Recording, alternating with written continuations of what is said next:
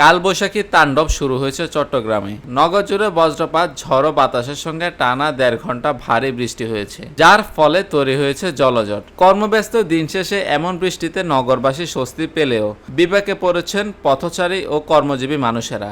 অনেকেই ঘণ্টাব্যাপী রাস্তার পাশে অপেক্ষা করছেন বৃষ্টি থামার।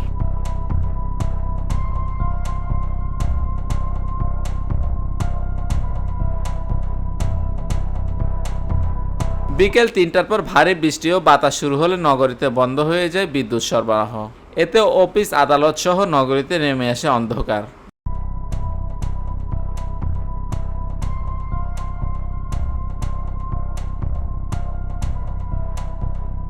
কালবৈশাখীর তাণ্ডবে নগরীর এমইএস কলেজ এলাকায় মূল সড়কের উপর একটি বড় গাছ ভেঙে পড়লে রাস্তার যান চলাচল বন্ধ হয়ে যায়। এতে দুর্ভোগে পড়েছেন অফিস ফেরত লোকজন।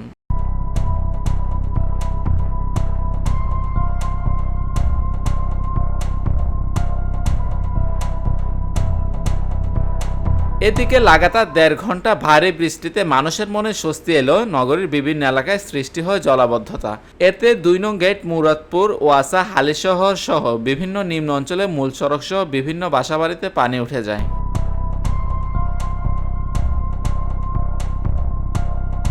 News desk, TBC news.